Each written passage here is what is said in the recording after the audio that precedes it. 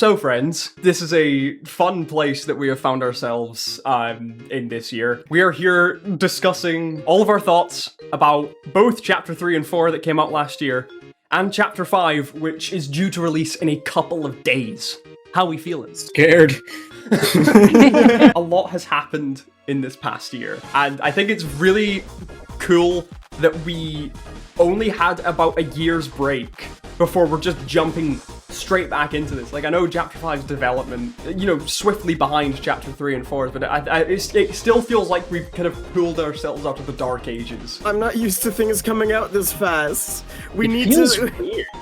None of us are. Where's McQueen theory? We need to have like 4 years of downtime for the Phantom to go insane again. It feels weird. Like it's not too quick. It's like we've skipped some steps. We haven't fully reached like the amount of crazy that we reached ever before. We're very sane right now. Woody theory is still real and it still will hurt you, you know? We'll get to Woody theory. We need more bold swings, and that's what we're here for today. That's what we're here to do today. We're just here to shoot the shit, just like last time. Just talk about what our thoughts and feelings are about the current story as it stands and where we think things might be going in Chapter 5. I guess we should introduce everyone. Oh, hi. Jess, they, them. I do content and talk about Deltarune and sing about Deltarune and things like that. Hi, I'm Crowstars. You might remember me from such videos as Tenebrae vs. Songway with lyrics, or even, the Look Outside streams. The Look Outside stream. I do art. I love Deltarune, and I'm excited to be here. Oh, and I use she, her pronouns. I didn't say that before. I am TNT Vale, he, him pronouns, I draw. Also, I stream. Hi, I'm Cosmic. I'm here to be redeemed. Last time I was too safe. I did not make any bold swings. I'm here to right my wrongs. I will have more things to say about this next Deltarune. I mean, no one can blame you for being, quote, too safe. I would disagree with that. I rewatched that very recently, and there was some where I was like, oh wow, I haven't heard this before. I would say, yeah. Crow, you said you were going back through the old video from last time when we were talking about Chapter 3 and 4. And to my understanding, you have a little something prepared. Would you be so kind as to share some of your background research that you've conducted to present to us here today? That is the perfect way to summarize it. If everyone would direct their attention to the group chat previously on Deltarune discussion. Oh god. I thought there were a few days left. It's happening. What did we think? Well, I don't remember, that was a year ago. I'm so scared. I wasn't thinking, I was just pulling shit out of nowhere. You guys don't have to remember. And because I've done the remembering for you. I went back through the video and I've seen what came true and what didn't come true. Now this is all for fun. It doesn't really matter who got like the most stuff right. No. But I thought it would be fun to just be like, what did we get right? So let's start with what Vale predicted would happen. Here we go. What was Vale thinking? Oh, Vale. No. Oh, Vale, do you want to give us a rundown of what you were thinking here and which stuff kind of came true and didn't? What was he thinking? So the green stuff, by the way, is what was correct. The yellow stuff is, maybe, or hasn't happened yet, and red is just no. Yeah. Okay, so Chapter 3 and 4 boss win like King Queen. I feel like this was one of my safest bets, honestly. Chapter 3 as Green Sword, Chapter 4 still so that was part of my crackpot theory, which I affectionately called the music bar theory. You were beloved theory. You were liked by me, but only me, but only for the time you live. Gaster's secret bars. But it's important when you do theories to sometimes accept that your theory is wrong. Susie and Chris are different colors in the trailer because they're in a dark world inside a dark world. That was wrong. It was just the second sanctuary because it was opened by Susie. I would have colored that yellow. It is kind of interesting how the two dark worlds kind of like have a little seam down the middle. Which is not inside of a dark world, is true. That is red. That is red worthy. but it's a little yellow. Rudy Sure. will die at some point. I think this one, the more it goes, the least I believe in this one. I still think it is a possibility, but like the fact is the one thing that made me kind of double back is the fact that we pretty much had a confirmation that, well, Carol is here. We're waiting for that, but also the fact that the Roaring Knight is very likely to be death. You know, Titans might be awake in future chapters. I guess I wasn't really taking any risk with that one. I wasn't expecting it to happen naturally, I'll be completely honest. Yeah. Chapter 3 will not have a lackluster ending. Like, I think people were missing the point, like, when they thought, oh, Chapter 3 is going to have a very bad ending, because, like, it was meant to be released alongside 4. Guys, it's a Deltarune chapters, it has to hand on something big. Yeah. And it could, and I'm just saying, I doubt the Roaring Knight was a lackluster ending. It might be a hot take, I know. More focus on elemental pairs.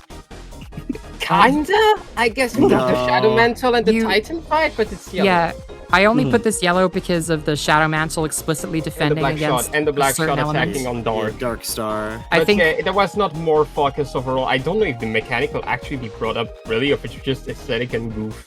And the applicable, not applicable refers to the Twisted Sword. Specifically, I think that's what I meant when, like, the 3 in the applicable, not applicable page was, like, you know, it was black and big, and I thought was, oh yeah, maybe it can do something in the case you have done a Snowgrave Route, because then you would get Twisted Sword in Chapter 3. That didn't happen, admittedly. I still either wait for the moment the penny will drop with the Twisted Sword. That's kind of it for me. Like, I mostly had either very safe bets or very, like, just out of nowhere things. But you know what? I'm not... Overall, way. still leaning positive with your shit. well, the next person here, it's Jess. Oh, here we go. Here we go. Right. Really good score. Right, Jess, you want to take us through this? So, first things first. I was really betting on Yoshi Theory, and I was wrong. I'm saluting. Yoshi Theory of the secret boss of Chapter 3 was going to be based on Yoshi in some way. But I still stand by, there was a lot of evidence for it, and the fact that the secret boss of Chapter 3 was tied to, you know, old Nintendo games. You did get that right. Like, like the whole That is Shadow true. Mantle fight and everything was explicitly based off of Link's Awakening. But yes, no Yoshi, unfortunately. Maybe next time. Toriel confirms Rouse looks like Asriel but young. I was not expecting Toriel to stay inside her little, like, Tupperware the entire game. What a good Chapter 3 for Toriel, am I right, folks? Yeah, Can't wait to literally see nobody. Firegrave. Oh, that dude. We will know if Chris is the knight in Chapter 3, and Chapter 4 will tease who the knight could be. That I'm gonna bundle this up with Chris is not the knight. I was right on this. I was firmly standing that, like, it doesn't line up. Chris is not the knight, and I still stand by my thoughts of, I don't know if we said this in the video or just in passing, like, before or after the video, but my thoughts of Chris Knight Truthers was like the same vibes in my brain as people who, like, really want Gino in Smash. It's like that same, like, kind of level of toxicity, you know, of, like, not all Chris Knight Truthers were like this. But, like, so many of them were, like, talking down to the people who would otherwise say that Chris isn't the knight or that we should keep an open mind or whatnot. And I'm glad that Chris was not the knight, because I feel like it would have been a less interesting choice for the story. I mean, I kind of want Gino in Smash. Carol Holiday is the knight. Close. She is She's working with technically, the like, knight. one of 2 candidates left, so, like... Listen, 4 I if think you're Rudy- feeling adventurous. Exactly. I was gonna say, I genuinely think Rudy has a better chance of being the knight than Carol does, but that's a different thing. We can talk. Yeah, Weird Route is Noel exclusive. Yeah, that's a pretty safe bet that I put. I was just like, yeah, some people were still, like, on the Firegrave train 4 years later. It was like, it was an unpopular opinion. Most people were like, no, Weird Route is a Noel thing after all the Spam Pit Sweepstakes stuff came out. You know, I firmly took that stance as well and was rewarded for my cowardice this time. Sham's Chapter 7 secret boss, narrative theme will be nihilism. Like, we still don't know. And it could be a Chapter 6 thing, it could be like an end of Chapter 5 thing, because this is our last Shadow Crystal. Sham seems to be getting a lot more hopeful, is the thing, which is making me think less that. But There are I people still who love to see Sham fight. What my theory is for Sham is that they're going to be the secret boss in Chapter 6, and I think in Chapter 5 we'll give them the Shadow Crystal, and they're going to say, come back tomorrow because Toby loves doing that. Last but not least, of course, I thought that maybe Rudy would die at the end of chapter 4. All I'm saying is we don't know. We don't know. We weren't in the hospital. Maybe he flatlined off screen. All I'm saying is I can recognize Chekhov's sick father. You guys got some pretty good swings, and even your misses still had a little bit something too. I want to preface this next one by saying that some people are huge ramblers and will talk a lot and throw out a lot of ideas. And also, I'm really not a narcissist for the amount of predictions I have. Anyway, this is me. Big surprise. We will get a secret boss that can't speak. We don't know about the knight. We really don't know. I'd say that's agreed. Speak, and I'd say the Shadow Mantle never spoke. The Shadow Mantle, actually, the Shadow Mantle enemy. text box. The Shadow Mantle's really debatable. I know, we'll get into that. That can be later. Sham understands what Jevil knows without being crazy because they never met Gaster. This one's still I think this is going to be revealed in their secret boss fight, which I still think is going to happen. Pretty self-explanatory. Yeah. Chess Theory is dead. The Titan is not a rook. Yes. Ralsei arc in chapter 3 And 4. Yeah. And 4. We'll get to that. Yeah, I really liked Ralsei's arc in chapter 3. I thought it was. I didn't expect the Susie, like Susie realizing they're all, the Darkners are all fake so soon. But I'm kind of glad we got it out the way at the same time. Ralsei has to interact with Toriel. What a good chapter 3 for Toriel, am I right, folks? Is anybody actually disappointed that didn't happen? Because I remember after chapter 3 came out, it was a huge point of contention about Toriel being asleep, It's a very interesting direction because it doesn't mean nothing that they omitted it. It actually means a lot that they omitted it. That's very intentional. I was about to You say. could have easily had Toriel wake up in the ball and be confused. Yeah, so I think it's more interesting this way, and it leaves the door open for more later on, which I like. I was just gonna say it leaves the door open for a certain other Chris-related dreamer character. Yeah. If Toriel saw Ralsei, then Ralsei would have to explain to her why he looks like her son. If there is Which is- such an explanation. See, I think there is. There kind of has to be a reason. Well, the thing is, does Ralsei know, right? What if you respond looking like someone else? Do you even know? It's why is that significant? Why do I look like Chris's family? Or maybe Ralsei knows, it's in the prophecy somewhere, and they don't want to divulge it. Interesting. I never considered the angle that he doesn't know. We might get another rules fight, but it's not going to happen every chapter. They're going to find new ways to use him. This is just exactly what happened. That is yeah, bang on. We might not get another rules fight at all, honestly. I remember during the original stream, we actually warned against thinking too much about patterns, and I think we're right. I think we were right to be skeptical, yeah. Because when people put patterns, nothing prevents them from being broken at any point to surprise us, Noelle opens a dark world at the end of chapter 4. I thought this was a really safe prediction, actually. Really? No? Yeah, no. Noelle still doesn't truly know the actual stuff that goes on behind Dark Worlds. Depending on which route. I'm about to say, depending on which route you know where I was going. Might not get a light world segment in chapter 3, though. I felt very good about that one. I'm still very Gaster-brained. I think Gaster's going to have a gargantuan, influence on how Deltarune's going to end. However, we didn't get major Gaster plot stuff nor a face reveal. But we did talk to him, and I'm glad we did, because I was really hoping for it. I don't think we will this chapter, though. That's my theory. I don't think we will. I think Gaster in chapter 5 is going to have another thing like that, or the garbage noise where we're going to see something that relates to him, but he's still going to be in the background until chapter 6, I feel, because 666, that is his number. Yeah. Mm-hmm. You got some pretty weird swings, kind of completely pinpointed in that one. Yeah. That nobody else is talking about, to my knowledge. Next we have It's Your Time to Shine, Cosmic. It's time to face what I said, and I'm seeing this for the first time as well. So let's see. Yeah, we're all seeing future secret bosses. Future secret bosses will be unlike Spamton. This is true. I mean, again, it was a pretty safe bet. It's interesting how they weren't unlike Spamton. So unlike. Okay, this one's red, but I really like it, and I still think it's a funny bit. Rules will already be fired at the start of chapter 3. It's even worse, he wasn't even hired. I really wanted this to be true. Yeah, same. I was really hoping for this one. You can make chapter 4 applicable to the weird route by doing something in chapter 3. Okay, this one is red too, but I actually think that's kind of an idea. You know, I don't fault myself for this one. This is No, absolutely in a not. backwards way, kinda.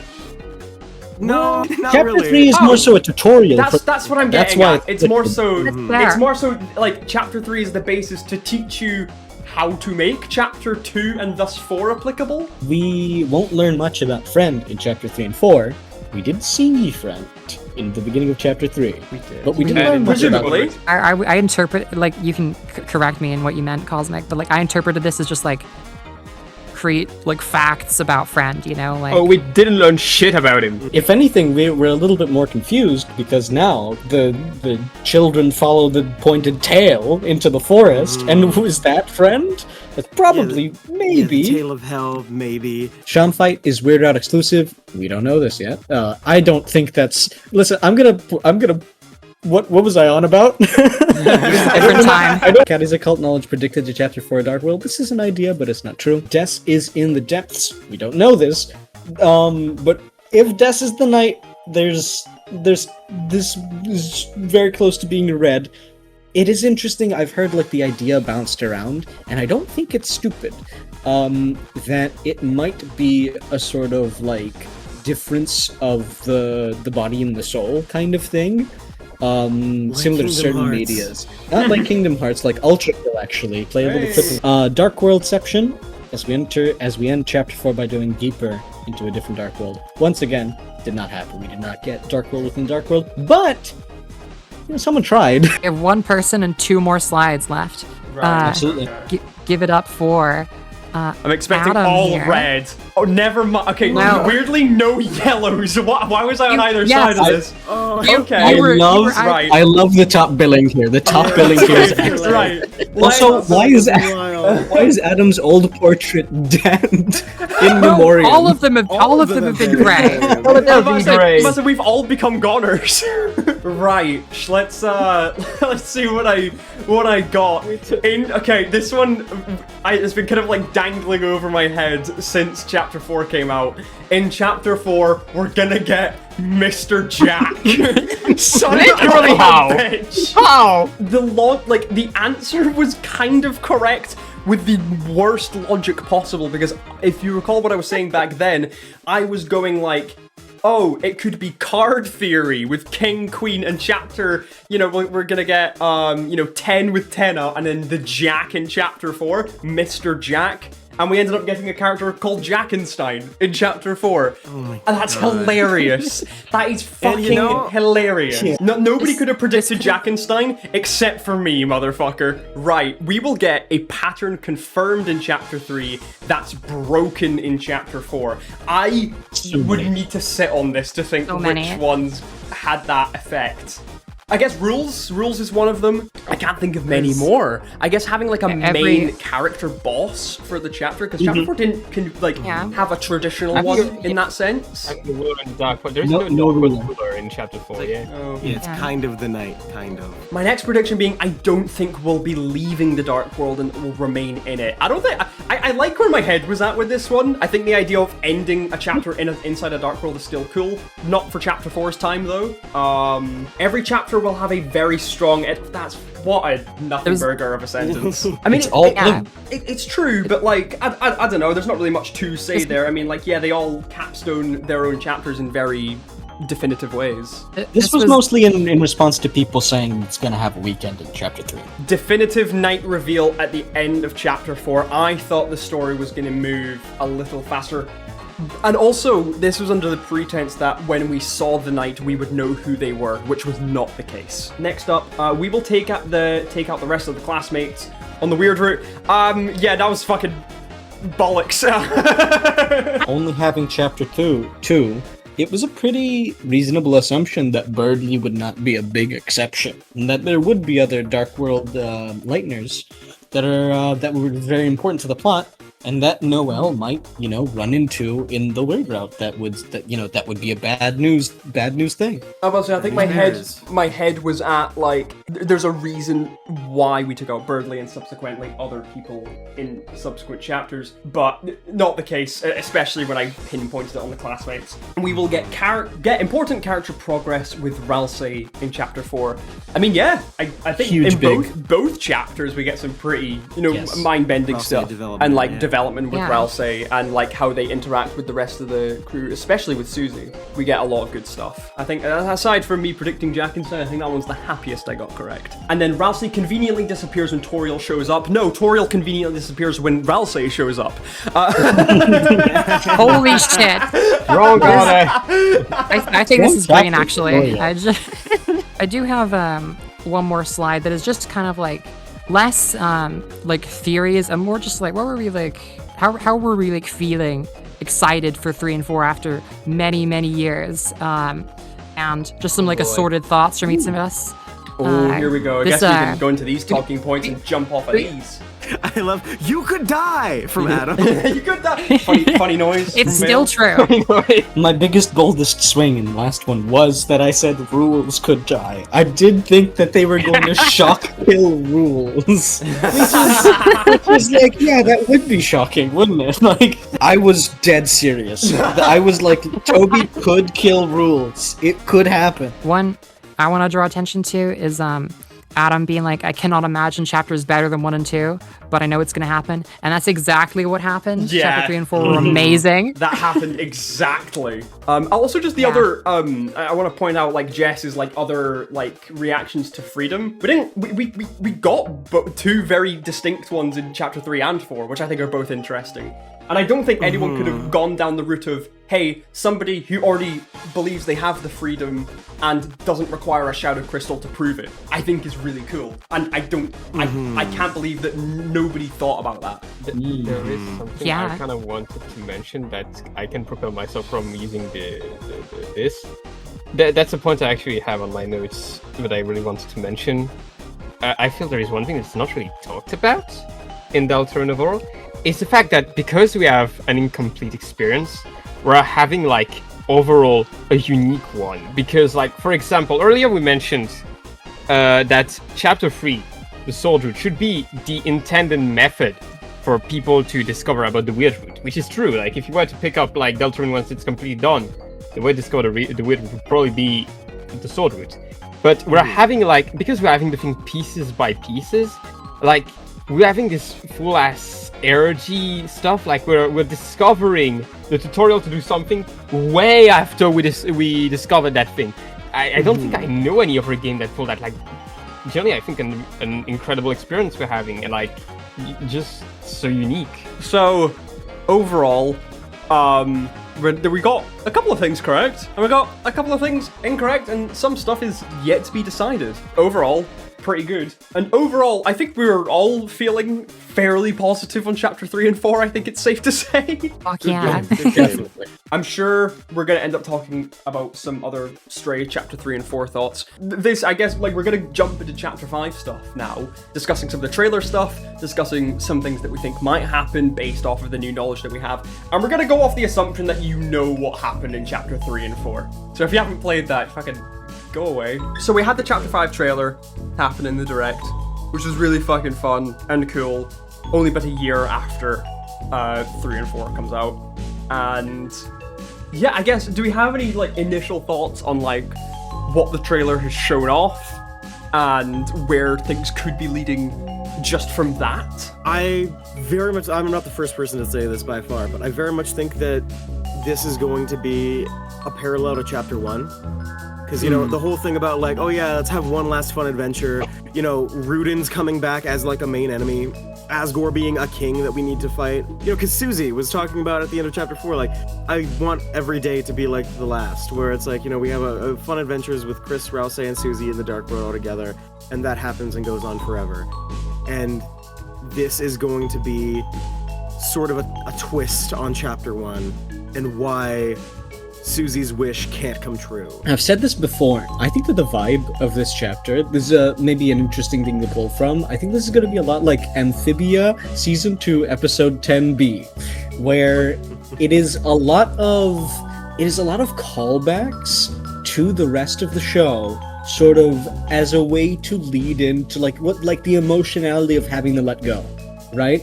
Like the emotionality of something like New Horizons, yes, but also like all of this stuff, like there's a danger of losing it, right? I think that it's gonna draw from chapter 1 for sure, but also just everywhere. It's why I'm not fully hopeless about like even more Lightners like being present, rather more than Asgore. I mean, we might rope in Caddy and Jockington just for a little bit. Not that they would be necessarily big parts of the plot, but they might just be around. Like maybe they just stick to the hub area, right? There just might be a lot of fun packed in, but also the sense of foreboding. I think that's gonna be true. That like they're gonna be like a lot of reflecting and everything. But I hesitate to jump to the idea the entire chapter is going to be a chapter 1 like parallel. I think it's going to be more something that's a bit subtle, and like I don't think the story beats are going to play out the same at all, but I think the broad strokes will be. And as Susie's going to have a lot of narrative parallels to Asgore, I think, because like Asgore, I believe that he's going to love the dark world because he has nothing in the light world really, and he's going to be like a king in the dark world, and he takes care of all these plants. These plants are going to like love him, is my thought. And I think because he likes the dark world so much, he's going to like it a bit like too much, and he's probably not going to want to leave. And this is going to be really awkward when this guy is your dad, Chris. And I think that Susie is going to like relate to this in that like, man, I love the dark worlds. And everything. I think she's gonna be like repressing the whole Titan thing and the whole Final Prophecy thing so hard that she's gonna be like, well, let's just go have a fun adventure, like and everything. And I think that Asgore is gonna be the thing to get her to see, I love the Dark Worlds, and it's good that the Dark Worlds exist. However, need to tackle everything that's going on with the Night. I can't just like push it down and ignore what happened in Prophecy and everything. So yeah.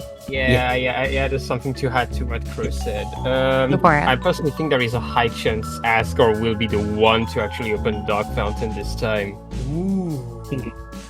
First of all, Asgore has a black shard on this person that was given by someone probably. So, and those are pretty much like fragments of determination or will, or something similar, I'd argue, considering like you get the Shadow Crystal from breaking the sword of the Roaring Knight. Alongside the black shard, you get the Shadow Crystal. I don't know exactly how the work of that, but the fact is, Asgore has a black shard, and like, you know, Chekhov's gun. Second argument, and I think this Dark World kind of tap into his obsessions a bit, because as a friend of mine pointed out, so you know how this Dark World is probably look like it has a very Japan-inspired aesthetic.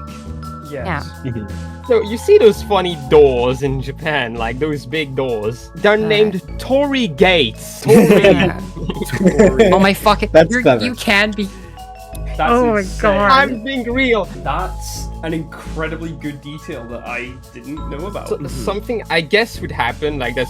Here it's pure speculation at this point. But my guess is that like Asgore will try to invite Toriel in the Flower King to protect, speaking about, for example, Azriel coming back for the festival, because that's something they established and would maybe talk about later. The moment she arrives, he do a dark fountain because he want to show her this wonderful world of his own making, you know, like the garden shit. And that's exactly the plan of the Roaring Knight, because that would mean the Roaring Knight would have a dark world to kidnap Toriel again, or to try at least. I have thoughts about what Crow said and what you said now, Vale. I feel like this is going to cascade. Crow, you said that Susie's outlook on this chapter might be that Susie is repressing the experience of the Titan fight and thinking, let's enjoy a fun adventure, let's ignore all that stuff, and that Asgore would be sort of emblematic of the fact that is a folly. They need to lock in, basically. Yeah. Terrible way of phrasing it, but you know. I would like to offer some contrast. I think that everything around Susie is going to be so fun and revelrous from the festival, but Susie can't help but think back to the Titan and everything serious happening. And I think Susie's gonna want to have fun, but she just can't. She just won't even like be able to begin to ignore it. It weighs too heavy. And I think Asgore will sort of contrast this. Asgore is not, like, he acts stupid, but he isn't stupid. I think he'll have the emotional maturity to recognize this, and perhaps that's something that they can dig into. Maybe Asgore wonders, like, why isn't this fun for Susie?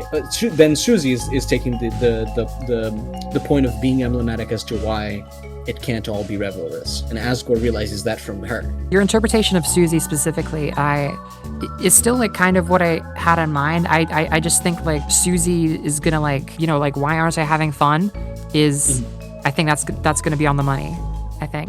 If you wouldn't mind me kind of like hopping off onto just like a topic I kind of wanted to discuss in regards to chapter 5 in general, like, do we believe that Asgore is going to like I've kind of got like 3 different questions for this. Do we believe Asgore is going to be the main antagonist / ruler of this dark world in this chapter? Yes. Asgore is going to end up being a boss that we fight near the end.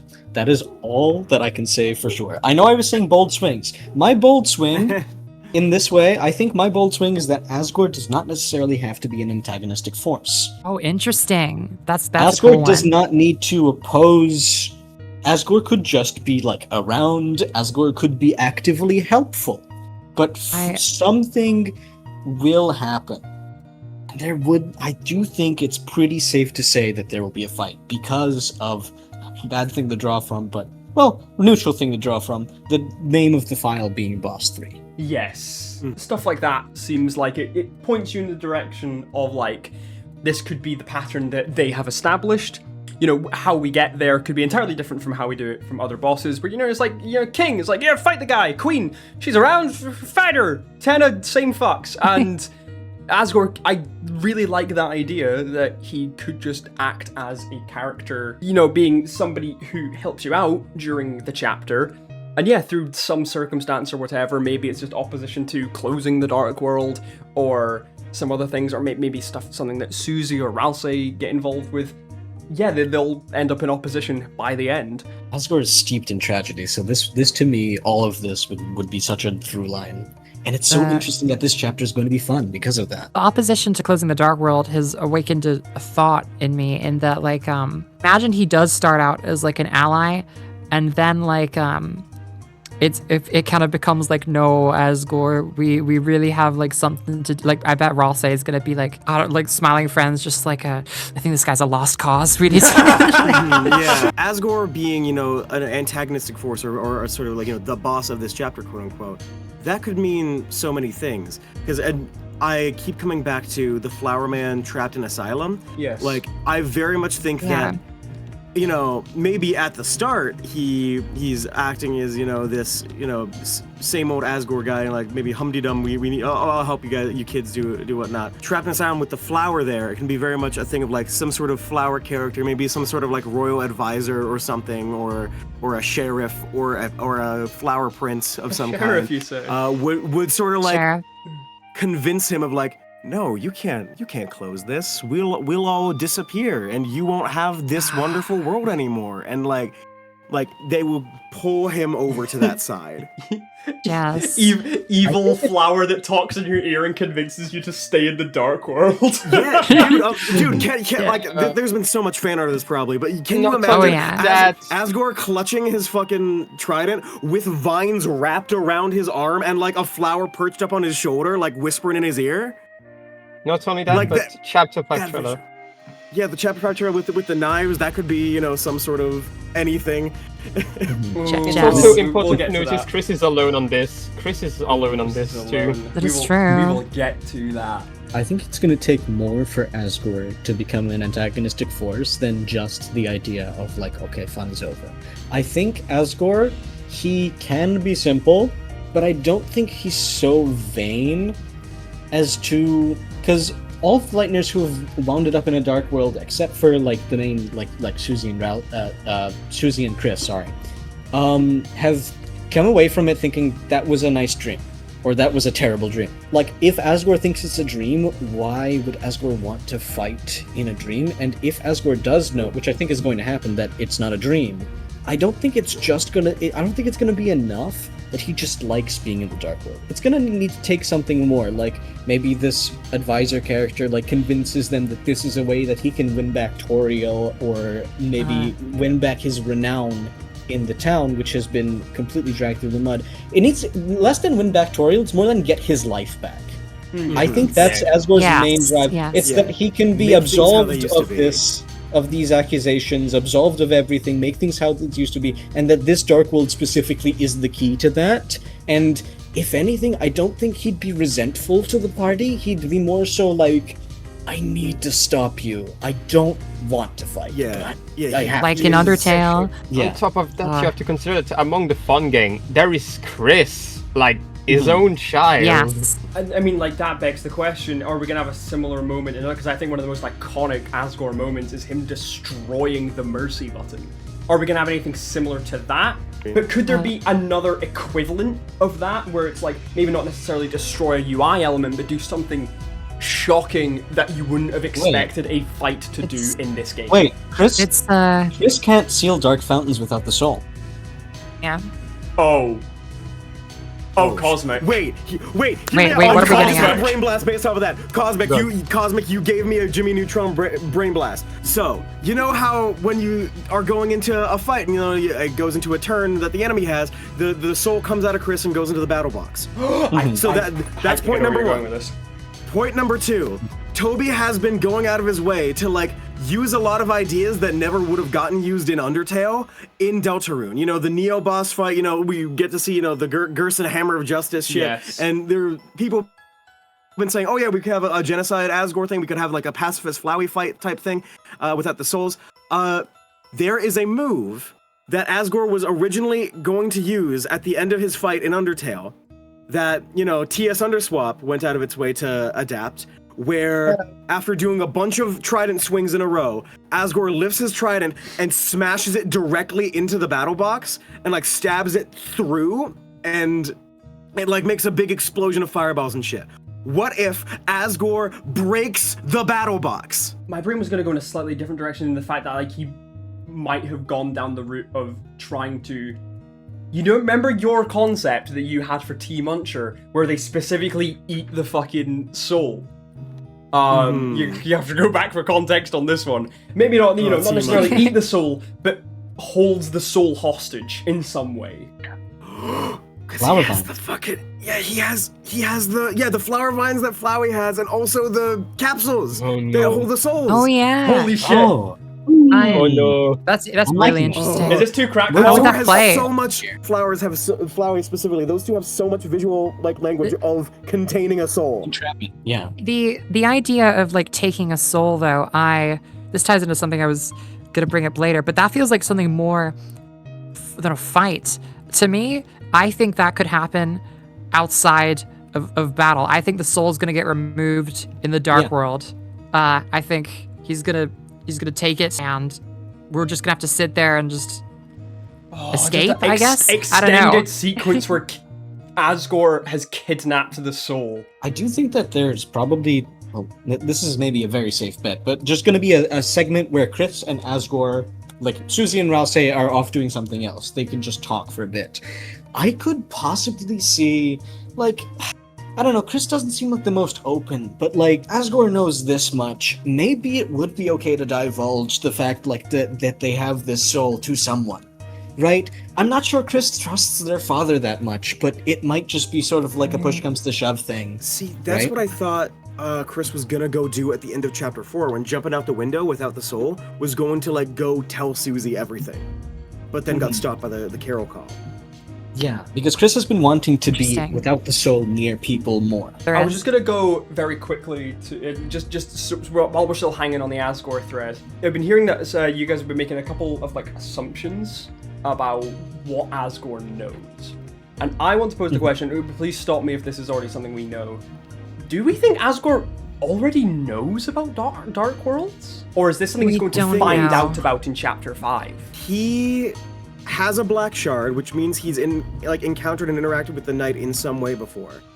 And he talks about the black shard specifically while looking at Carol's big conspiracy board. Yes. So that makes me assume that he is at least partially knowledgeable of what's going on. Not only that, but he worked actively with Carol, who seemed to be very aware what the fuck a dark world is. Something he's never experienced before, but I think he might be like I think he might be trying to get to one, and I think I must see this for myself. I think it's likely that Carol is keeping Asgore. Well, it's equally likely that Carol is keeping Asgore at a safe distance, so as that he doesn't know too much, but he's like, being like even let off the trail, perhaps. Just get out of my way, right? We don't know how much he's in on it, though, is the thing. We don't know if he's working with Carol at all. Yeah. Because when he goes off to her room, he says, I have to look again. And that can mean so many things, but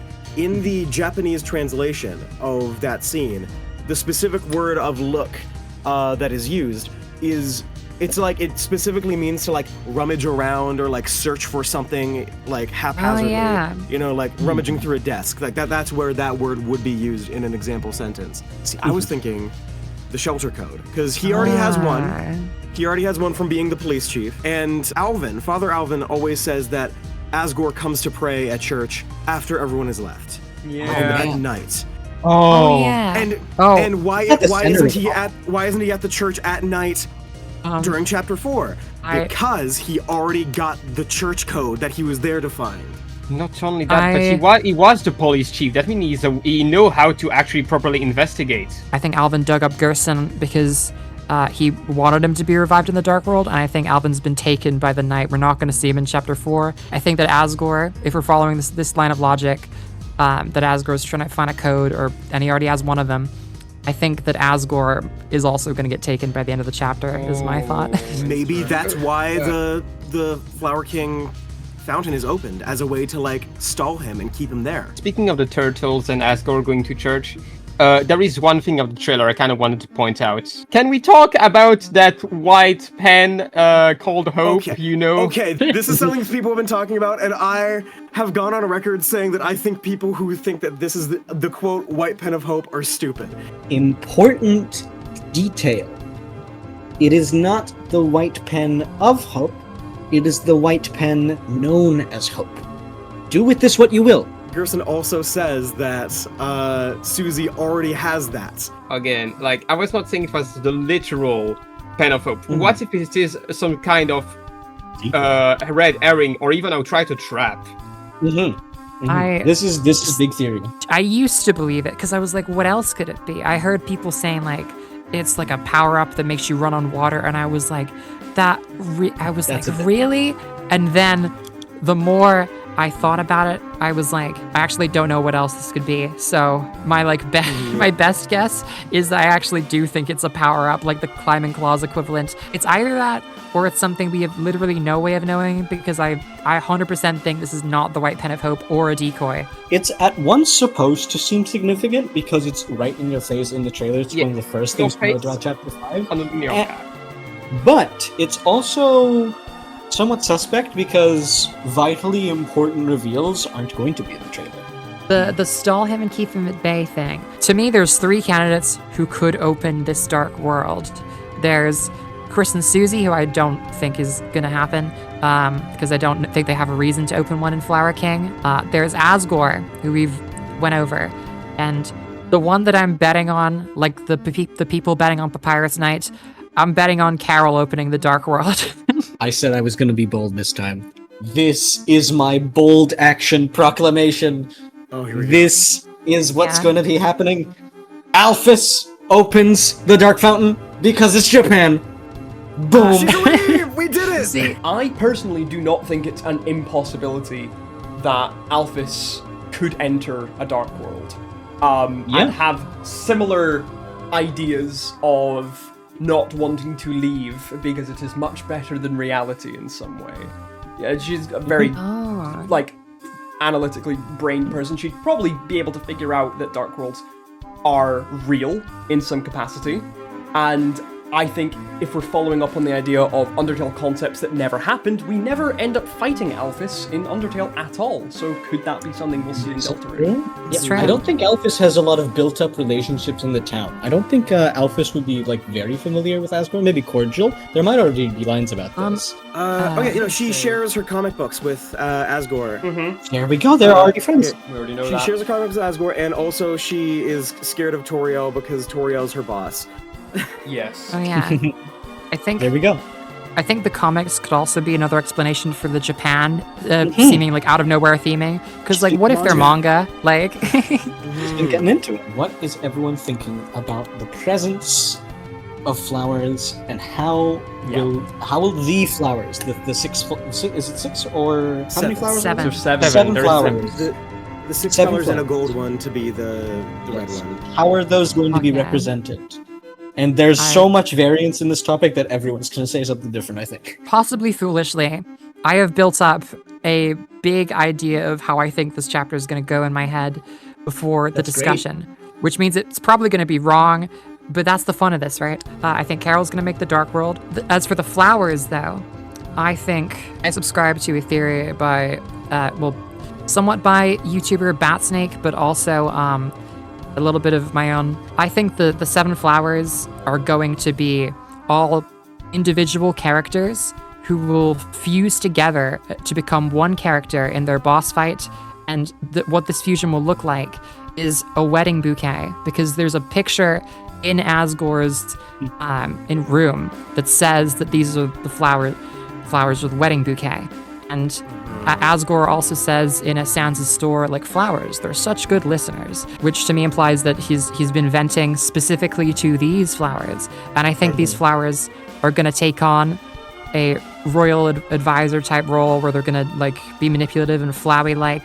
And I think we don't have the human souls to work with in this universe. So I think these flowers, when they're all separated, are gonna kind of be like the fucking Koopalings, and they're all gonna have different personalities. I think these personalities are all going to be different sides of Asgore that he's like projected into each flower. I think less than royal advisor, they're gonna be like a group of friends. I think Asgore is gonna like find like a real camaraderie in the same way of those like scenes where everyone in the digital circus are being really chummy. I just think it's gonna be like a ragtag group of buddies. I think what's really interesting about flowers being really good listeners, I think where my interpretation and yours differ, is that I don't think these flowers are going to be parts of Asgore. I think they're going to be emblematic of family, different like kinds of like family members. If this is Asgore's wedding bouquet, it would make sense, first of all, that the wedding bouquet would be present in the church, which is why Miss Mizzle speaks about, I think, Oh, finally. Flower. Blue flower, yes. the blue flower, and knows about the blue flower. sense. Maybe they got married in the church. It would make sense. That's how it happens for a lot of people in our world. The flowers would be present in the Dreamer house, and then now in here as the venting flowers. This also leaves the door open for the cowboy flower idea that some people have been having to be like Woody theory. I do think they might just be a bunch of different kind of like, you know, like riff on like just memories of watching like TV with Chris, riff on like, you know, like the happy moments. Oh yeah. I wanted to elaborate on the blue flower thing. There might be two blue yeah. flowers at stake. The lines, here is what Miss Mizzle specifically says. The bluest flower, a disciple of my speech, shy to no camera, and a specimen of elegance and kindness. Should you meet, please give my regards. It is possible Miss Mizzle is not really talking as much about these flowers as she's talking about echo flowers. Like, the echo flower is probably as blue as you can, even the stem is blue. But also, a disciple of my speech, and Miss Mizzle state that she liked that flower. We know Miss Mizzle is extremely vain, so This is really cool. let's consider that she would speak into an echo flower, like, you know, speak about her holy form, and the echo flower will repeat that. Of course she would like it. I was gonna say like maybe all the flowers like my idea was like, oh, Asgore's talking to them and they like obviously all agree with him. I was gonna say maybe they all are gonna have some element of echo flowers because of that, but the blue flower being the only one Miss Mizzle mentions, It's that some does kind feel of asylum to be trapped in. that feels echo flower. I would like to jump back into the flower discussion and what the flowers Yes. could be. yeah. Because I would like to at least propose a different interpretation of information that we already know. But the prophecy panel tells us is it the Flower Man or the Flower King? The Flower Man. Flower Man. The Flower Man trapped in asylum. Has a Flower crown. Man, I would like to propose, does not exclusively refer to Asgore. And that think this is a good theory. flower that appears in that prophecy panel as well could maybe be the main boss of the chapter. I think that's a He's good been theory. Trapped in the glass case. It could be a two-way Yeah. thing. It could be a two-way thing where it describes Asgore's mental state, but also the actual state of that flower. That's Excellent. cool. That is Also the groundbreaking, Just- earth-shattering. just the glass just the glass case thing. There's something there. There's something there. Something there, and the prophecy panel is like very much Asgore holding that flower, like in a like he's the one on top of it, like bearing over it. It's Like, possessive. Something I think that could apply to either, though. When I was summarizing the information Asgore told us about flowers, I forgot one other thing we learned about flowers that's not Miss Mizzle. In the Sword Route game, where it's like you see like there's like fish, like undying dinosaurs, like is what I was gonna bring up. outfits. They- No, don't worry. Tag team. Hit it. there's one room where you see like one of the goat monsters throwing tridents, and you see them surrounded by 7 flowers. And depending on if you kill the goat first, the flowers still, would be attacking you, or you can kill the flowers first, and then the goat will go crazy on you. Is this foreshadowing to the chapter 5 boss, where you might be Most fighting both of them at once, and whichever one you kill first, the fight will play out differently? This is what I was talking about when I was saying that I wanted to bring up the weird route earlier. Is that specific thing? You know, since the mantle game is so intrinsically tied to the weird route, I think that room is specifically foreshadowing how the weird route is going to go in chapter 5. With the Asgore themed enemy, and if you kill off all 7 flowers, then he goes fucking berserk. He's let out of his little box and goes berserk on you. That feels like intentional foreshadowing. You know, there are 2 really great ways to make a flower die, you know. Burn it in an inferno of jealousy, or freeze them. Alternatively, why they the get fuck too do you know cold how too to kill fast. a flower, Jess? Because I play Pokemon, okay? True. I'm just saying, I'm waiting for my bug type option, Jess. I killed my flower bed in preparation for chapter 5. This is another reason I also think Carol might be involved, because I do think Noelle is coming with us to this dark world on either route, actually. Once again, this comes back to the idea of this chapter having to do a lot in so little time. Because, if I remember correctly, chapter 5 is applicable. It is, yes. So far, only Noelle has spearheaded weird routes in any of the chapters. That either means that the pattern is going to be broken and this weird route is not going to be Noelle based, which I think seems less likely than she's going to be involved, but where is all of that going to fit in? There's already so much happening. We haven't even gotten to the sun. Oh, fuck, you're right. God damn. We haven't gotten to the sun. The newsletter is all about like watching the sun set one last time, but in the trailer, the sun is actively rising. Yes. Oh shit, really? Mhm. Yes. Is that the Yeah. inferno of jealousy? Is Asgore in that giant fireball approaching? That's fucked up. Don't even. I don't know what the sun exactly is, but I do agree with the common consensus that the sun going down is going to be a metaphor for the roaring, because I think that's going to happen at the end of this chapter. But getting back to what the sun actually is, what do you guys think it is? It's weird is what it is. This is the first time I believe we've seen a sun in a dark world at all. Sun is antithetical to the idea of a dark world. It is. We had a moon once, and it was a baseball. In chapter 2, to have a light puzzle, they made the excuse that it's dark lights that emit darkness in a light kind of way. It's interesting. Maybe it isn't actually a sun, like you were suggesting. Like maybe that is something. Maybe that is someone. Like Titan revenge, baby. maybe it's a negative Titan. Who knows? That's crazy. Maybe that's the angel. Maybe that. Fuck me. Don't Maybe. even. Oh don't even no, do it's that. a ball. What I'm gonna guess the sun is there for is that we've never seen plants outside of the cactus and behind the curtains in chapter 3. Like, what does it mean for a plant to be in a dark world? And because like they need like the sun to like live and everything. My big theory is that I think that these plant people are going to be lighteners, basically. What's weird to me is also like just light is very pointedly a soul thing. If this in of itself is a Titan, like you guys said, it'd be like a weird Titan. It'd be like the opposite of a Titan. A lot of weird things have been happening. What I was saying, like the whole like the flowers are actually going to be more like lighteners, and the whole relation to the sun.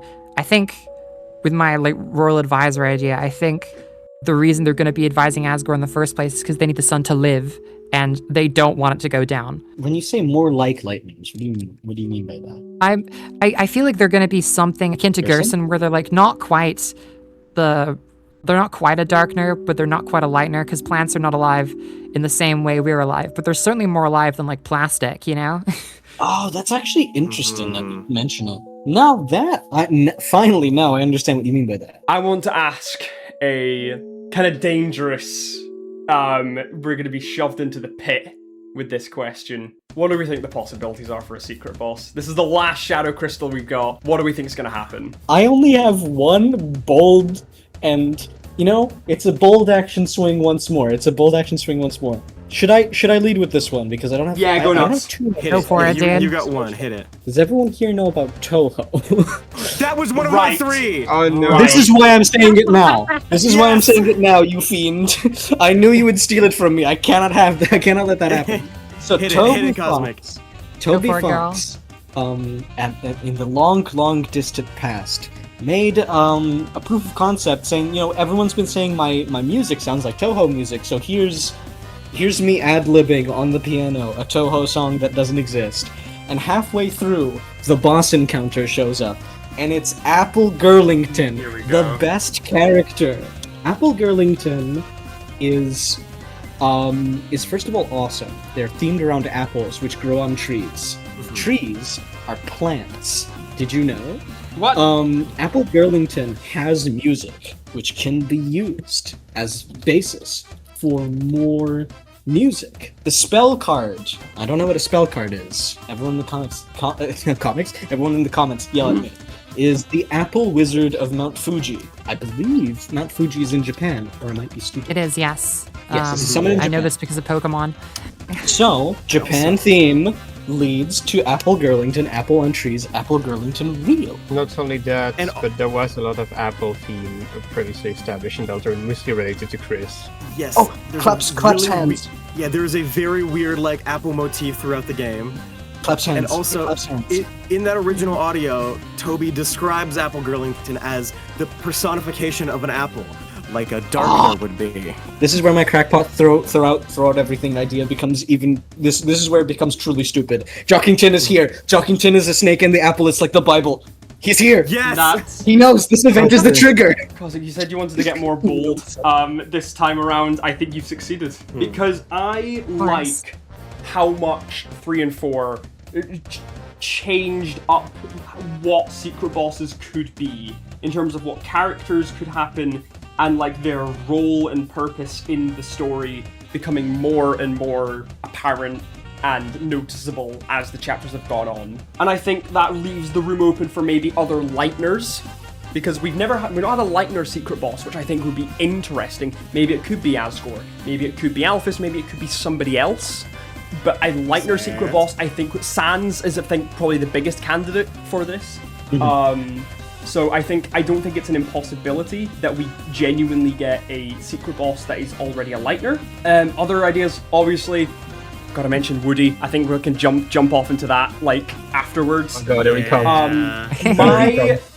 My big stab in the dirt as to what I think for Chapter 5 and I've been kind of going on at this. I don't know how much I believe it now, but I think it would be really, really cool if this was the case, is that Chapter 5 is going to have a mandatory secret boss. When I say secret boss, I more so just talk about Shadow Crystal boss. There might be a secret boss that maybe does not provide you a Shadow Crystal, but I think there will be a mandatory boss in Chapter 5 that you have to receive a Shadow Crystal from, considering this is the last instance that we know of that we're going to get a Shadow Crystal, and there's no obvious hint, unless you're actively looking for stuff, that Shadow Crystals even exist in the game.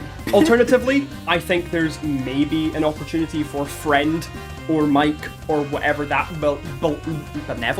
malevolent force outside of our knowledge is going to be. Whoever's dishing out the Shadow Crystals, maybe they could be the final secret boss. I think there's a lot of openness in terms of what the secret boss could be, and I like that there's no definitive answer, and our mind has been expanded to the possibilities of what it could be. Not speculating on outright secret bosses from Chapter 5, but there is 2 guys or non-defined gender that we should keep an eye on. Oh, yeah.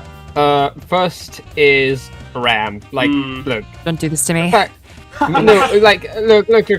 We know Ramb was. That's what the funny rabbit at the exit said. But also, I don't know what is going on with Ramb. I don't know, and it's turning me insane. There is are you aware or not about the light thing? What is the light thing? Oh yeah. The light thing. There is those cool lights on the Deltarune Chapter 5 title for a bit. I'm just saying there is something going on, and I'm not sure what it is. Oh, interesting. I have seen this. This is a great... Oh, There's a pink, this is a good idea. There's a pink there that is not there in the screenshot. No, welcome don't- back, sound test theory. Welcome back. Oh my god, guess their secret bars. Genevieve, Rem was apparently something, so the most likely is Rem was taken. For what? We don't know. I have very strong Ram opinions because I have very I am strong aware. love for I this am character. aware. Look, I brought up Miss Mizzle before and Cosmic didn't say too much. Please have mercy. I'm behaving. Everyone.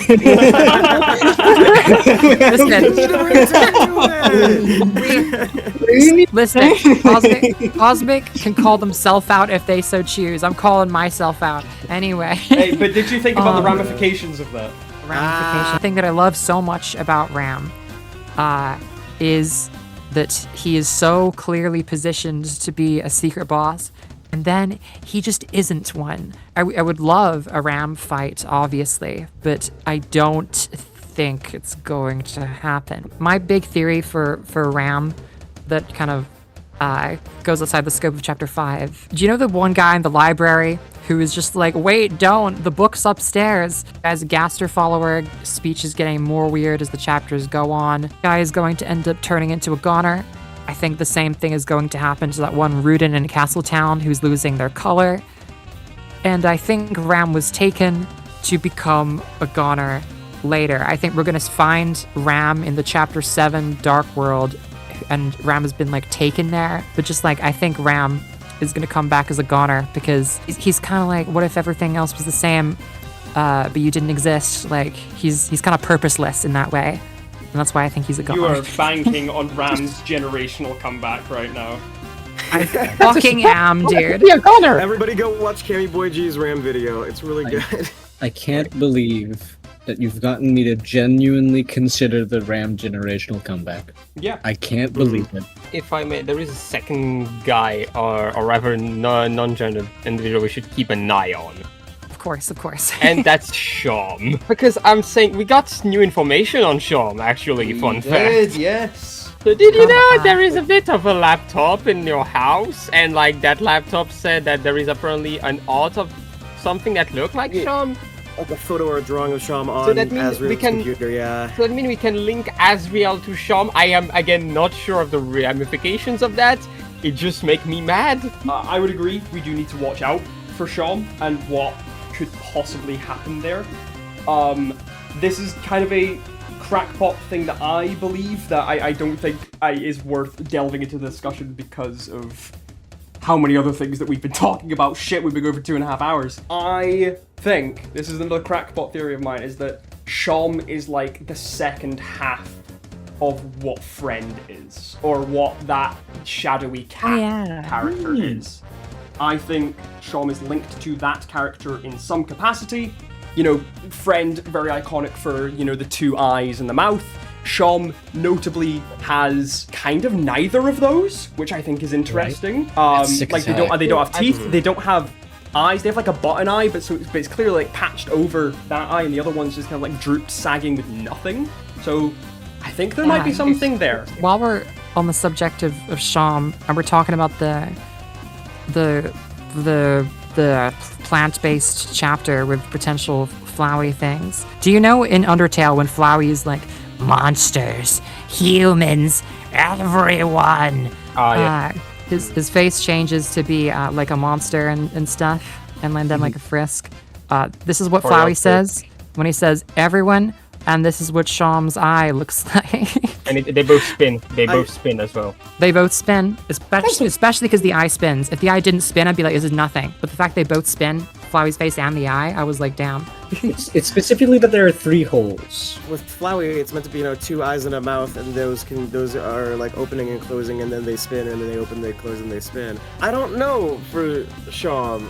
Maybe it's not four looked a little cramped on the sprite. What would the conclusion be that Flowey does a face one time that is the same thing that one of Shom's eyes does? I just think that like this could be more knowledge about dark worlds existed even in Undertale, because Gaster, like, you know, was like made like dark, like you know, dark yet darker fell into his creation, potentially a dark fountain. When Flowey says monsters, makes a monster face. Humans makes a human face. Everyone implies people outside of monsters and humans if you think about it through this lens. It would be cooler if this meant that Shom was like other in some way, similar to the idea that Adam had, where Shom, that's cool. Yeah, they are sort of an aspect of friend. I don't know, because I don't think Shom has sinister intentions. No. I'm mostly believing Shom. Maybe Friend doesn't have sinister intentions. Maybe we'll find out. Maybe Friend's in this chapter too. Maybe it's Friend, the Ancient Joppington Caddy, everyone. 7 unique flowers, you know? 7 unique flowers. Yeah, get Sans in there. Sans being in the chapter, though. Like, sorry to go way off topic, but this is something that just came to mind. You know, we have 3 more chapters to do it, but I think we're gonna need a bit more of an answer on how the hell Sans Deltarune falls into Undertale and whatnot. The fact that it's specifically, like, Chapter 5, described by Gerson, is specifically an inferno of jealousy. There's not many things for Asgore to be jealous about, so to say. There's a lot of bad shit in his life. You know, Rudy is dying. Is he jealous that he wants to be dead instead? No. You know, he doesn't have his job anymore. Is he jealous of Undyne? Not really, because Undyne seems to be on like really good terms with Asgore. You know, the best idea of like jealousy in Asgore's life would be jealous of Sans and his relationship with Toriel. That feels like the best slide-in explanation of that for me. Because of that, I feel that Sans is going to be far more relevant in this chapter, and out of all of the like Lightner options outside of like Noelle, I think he has maybe the best chances of being a Lightner to show up in Chapter 5. Dark Will. 1000% agree. Oh wow. Yeah, especially with Chapter 4 ending with those two being together. 40% agree. 45%. I kind of 10% agree. I was leaning, but Adam's full belief kind of convinced me a little bit. I mean, I love the confidence. Crow's out here being like, Flowey was talking about darkners. Listen. But can't believe that Sans is gonna be here in the inferno of jealousy. Okay, I know that sounds bad. Admittedly, the Shom thing was a bit more of a tangent. It just came to me in a dream. But anyway, the Sans thing. One of my things I wrote down was, I don't think Sans is going to go to the Dark World, because I think Asgore is going to deal with this in a similar way to like Noelle kind of practicing her confrontation with her, probably eventual conversation with her mother, where I think Asgore is mature enough, and I respect his emotional intelligence enough to like get over this through his like Darkner characters and the party's help. rather than like having to like fight Sans in the dark world or something like that. I just think that like he's an adult, he can get over his divorce.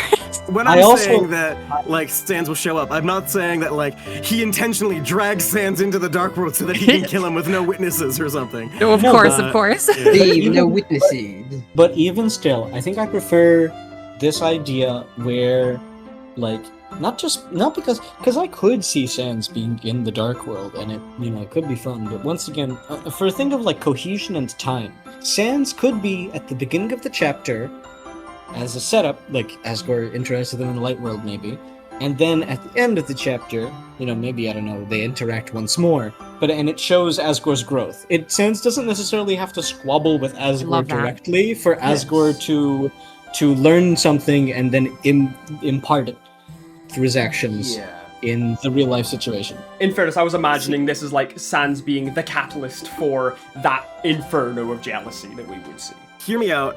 This might be a bit of slander here, and I apologize.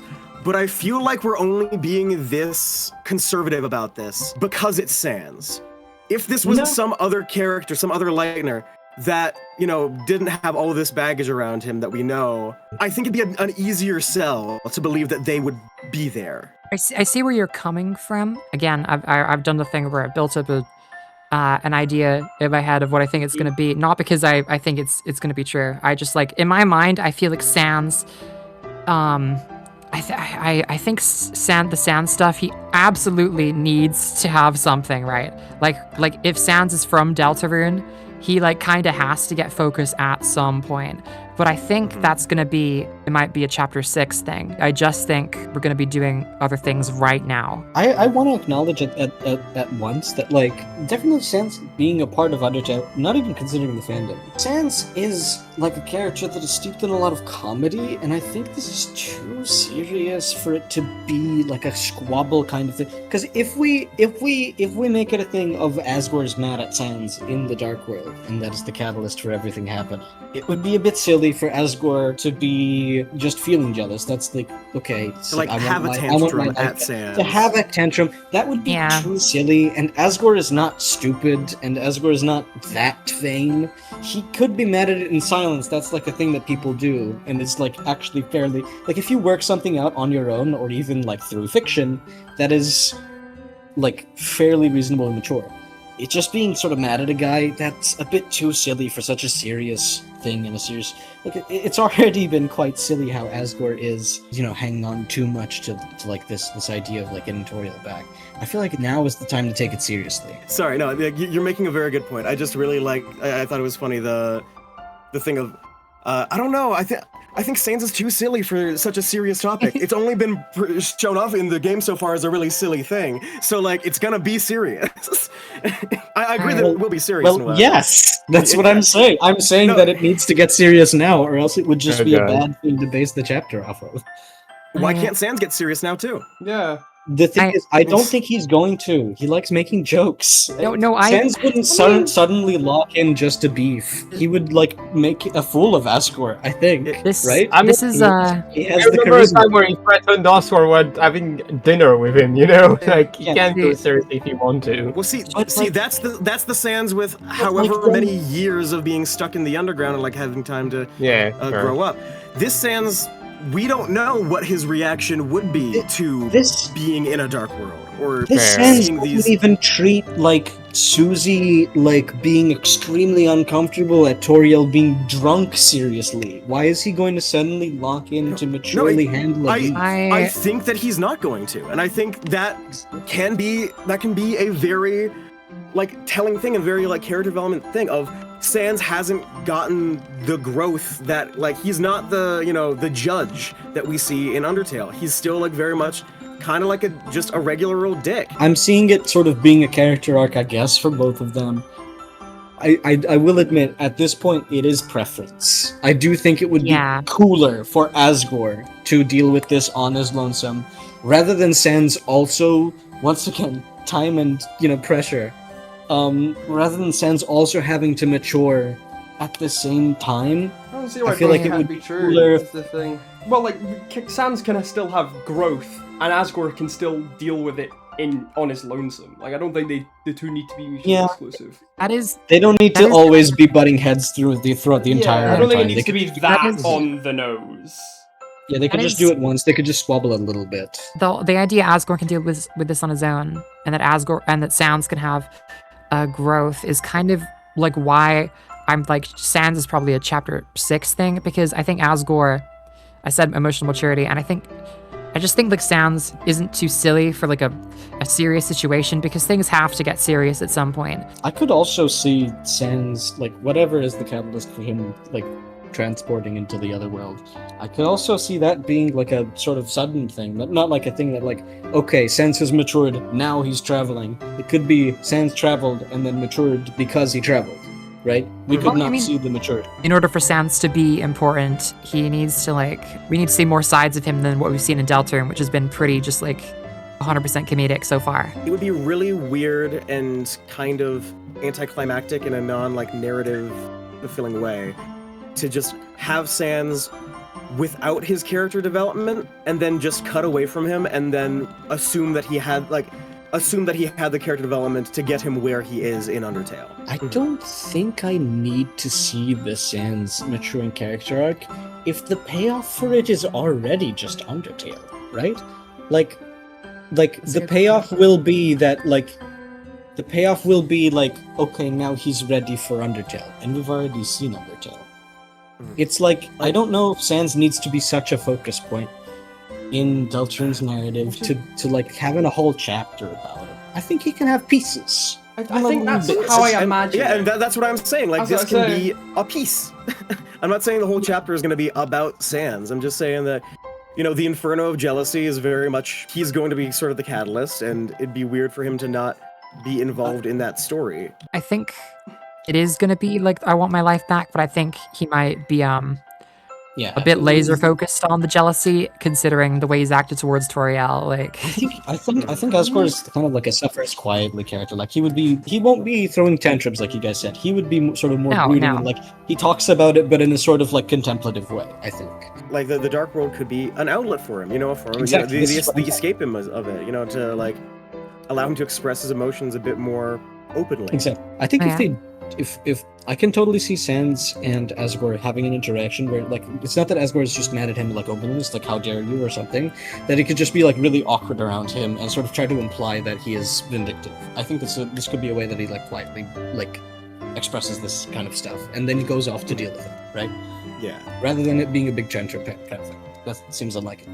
This is something I remember from Chapter 2 that I just want to also bring up as, like, one more thing. Asgore clearly sees Sans as someone he can confide in and trust in. Yes, exactly. Yeah. Which will make the reveal hurt even more. Oh, The reveal to Asgore of, oh, this man's been fucking my wife. Right, should we rip the band-aid off? What the fuck is going on with Woody? Woody Theory! God. Dude, I'm betting it all on Woody Theory. Like, the house, the everything. And it's Always a lot that. easier to bet it all on Woody Theory now that the standard and the bar for what counts as Woody Theory confirmed is so much lower. We are getting a character based off of that old cowboy show that Asgore loves so much. It just makes the most sense. Much more than any other fan theory. Toby has kept Woody Theory alive and kept referencing it. And I don't know if that's points for or points against, but I'm choosing to believe that it's points for. During the earlier discussions, I had a point I wanted to add to Woody Theory. We spoke a bit earlier about the echo flowers, but like, imagine a cowboy echo flowers, like, that can only say the words it already heard. In the same way Woody has pre-recorded lines. Woody Theory, although there's a lot more evidence, and although Toby's kept it alive, which I think is good or bad, it's interesting regardless. I just think the moment is kind of past a little bit. I'm not really sure if it's gonna happen, but I want it. I want it so bad, because could you imagine See, the Crow, hype? what you see as a moment that is past, I have only been witnessing as even more build-up to a payoff. That's awesome. Toby, we missed Chapter 3! We're not aiming for Chapter 3! Oh my god. It's so good. I think it's just there's too many things happening that at this point it's weirder if nothing happens with it. All of the stuff with the cowboy show, specifically relating it back to Asgore, newsletter stuff, chapter 3 stuff, even some chapter 4 stuff, evidence within chapter 5 trailer. And here's the thing, you say that the bar is now strictly lower than what it used to be. This does not need to be a secret boss yelling about freedom, hollering to the sun, lassoing your soul, and friends whatever the inside fuck. him. This could just be a fucking enemy. This could be one-off fight in the game that doesn't really amount to a lot, but is just a nice little payoff to all of that build-up. Every chapter has like the one like silly sort of like mini boss encounter that is like, you know, like kind of stand out. Like Sweet Cap'n Cakes are the most obvious example of this. Like think of Sweet Cap'n Cakes. Clover is kind of alike, so is K-Round. There's the kind of a thing there. But in chapter 3, it's obviously, fairly obviously Elnina and Lamio. Yes. Maybe Woody is the Blorbo mini boss. That'd be really cool, but it'd also be weird there's been so much build-up and like foreshadowing. I just think it's the best shot that he's Part got. of the foreshadowing is fandom. He does have the TV, which makes me think that it's going to be at least acknowledged. Shutta specifically talks about how TV world used to be like, you know, in the days of black and white. The black and white, like the thing Shutta says to me, that is the most compelling piece of Woody theory evidence to me nowadays. Yeah. Because like, I've always wondered, like, why does Shutta explain all this? Like, every Dark World kind of has a history. I don't know what the point of the days of the black and white is, other than to just be like a reference to TV, and the fact Asgore has one, it just like, that to me is like, what else could it be but Woody? Maybe the TV is the Woody character, and it's this like black and white, like old-timey mirror of Tenna. Someone who's content with being like, you know, the old thing because he's still getting watched. I've never been a huge fan of like the black and white TV is gonna be like a black and white version of Tenna. I've heard that a lot, and I've heard people be like, that's gonna be the main antagonist, and I'm just like, no, this is the fucking flower world.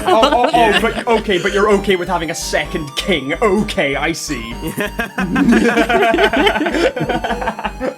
A king in the Flower King? Oh god, daring today, Toby, aren't we? Daring today, What I'm aren't saying- we? Maybe it doesn't need to be a cowboy. Maybe it could be some kind of Ronin, because, you know, that Western and Japanese media kind of like overlapping quite a bit. Like, you know, the architecture and environment of Chapter 5. Not necessarily deconfirming a cowboy influence. I mean, like, the thing ends with, like, Western hills and a sun setting, presumably. Yeah, So. they're looking over those cliffs that Wile E. Coyote gets killed on. Like, If there is one thing I ponder about, though, and that make me have nightmares, is where will the night fit in it all? listen, Rudy We're needs to ending nighttime. recover. He's really just like exerted himself way too hard. Right, okay. Fine. Let's talk about the night then. Are they going to be in Chapter 5 or not? Knowing that the sun is there and now the sun is not there in the marsh, I think there's gonna be nighttime in the Dark World. Fucking God caused my eye. I personally I- think at this point the Knights will be here. Like, they've been, at this point, they've been established as the main antagonist. You know? Yes. I think we're going to definitely learn a lot about Jess in terms of like how that relates to Asgore, because that's probably going to be very important. But I think that the Knight themselves making an appearance, the Knight was extremely present in Chapter 4 and made its grand debut in Chapter 3.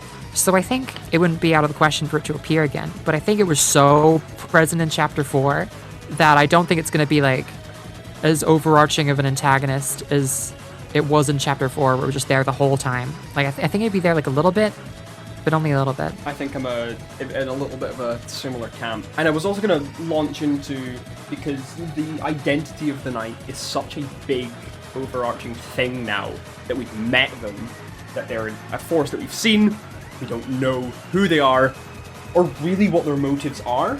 Do you think, with the rate that the plot is moving through things, that we are going to get the Knight's identity in Chapter 5?